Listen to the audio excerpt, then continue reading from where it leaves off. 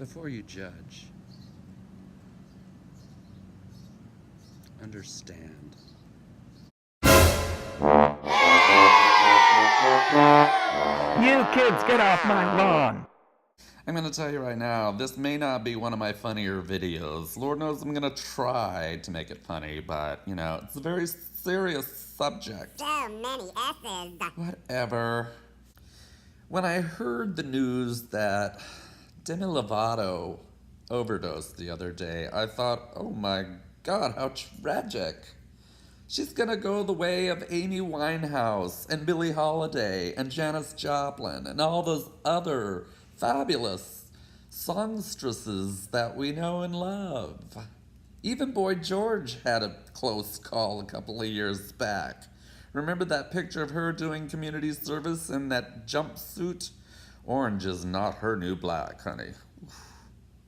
But then this morning, I was reading Facebook with my daily glass of Metamucil, and I saw a post that really opened up my bloodshot third eye. It said, "Why is it that when Demi Lovato overdoses, it's a tragedy, but when you see somebody passed out in Walmart from opioids, they're a junkie?" Ooh, that's heavy.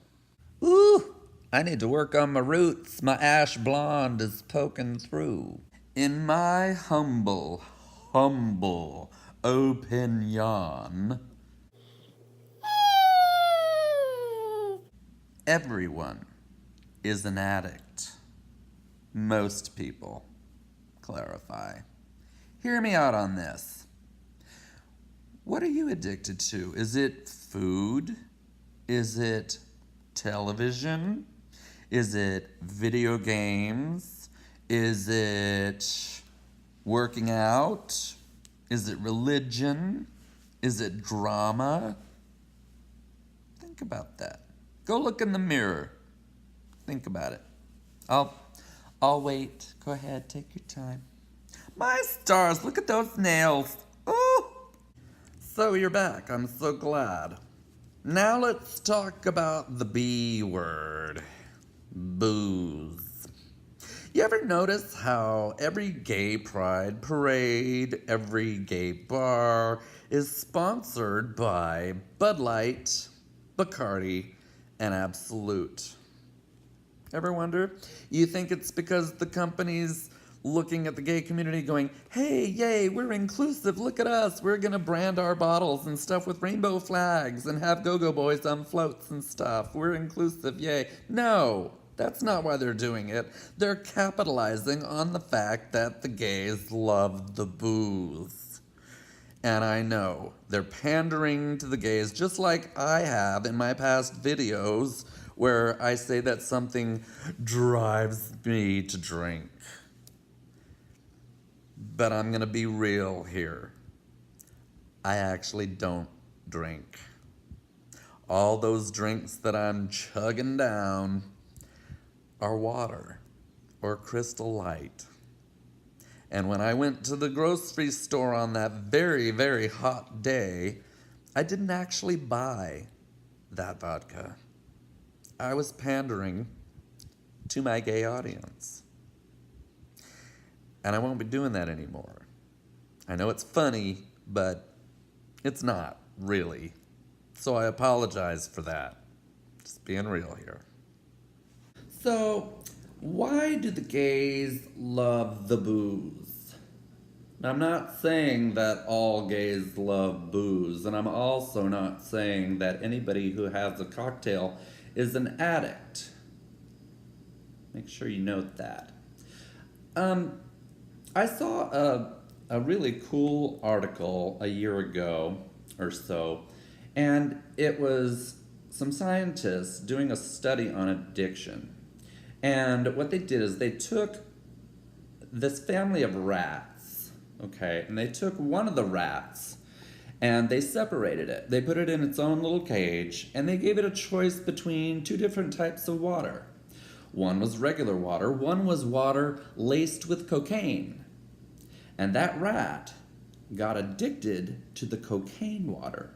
It needed more and more and more of the cocaine water. It was a total addict. But then they took that same rat who was addicted to cocaine, put it back with its family, gave it the same choice of regular water or cocaine water, and guess what? It ignored the cocaine water and just drank regular water.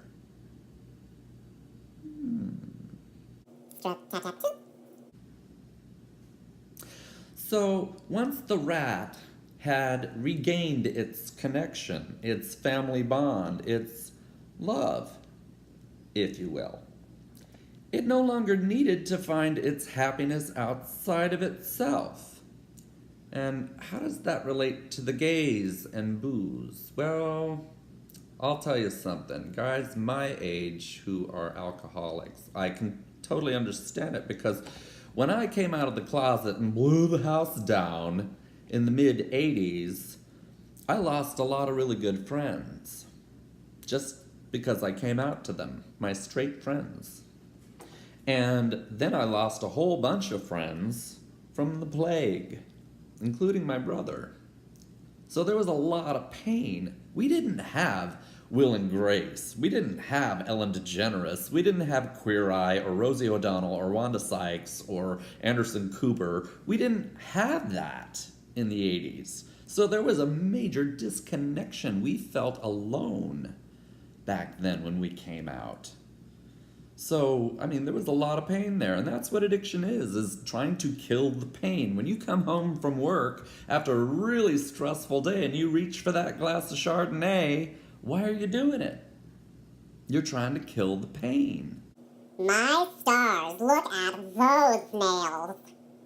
So, I don't know, maybe I'm just rambling, but, the next time you see somebody on TV or Facebook, some viral post that shows, parents passed out in their car with their kid in the back, rather than judging them, take a moment and look at the tragedy there and think, what kind of pain were they having that would drive them to that point?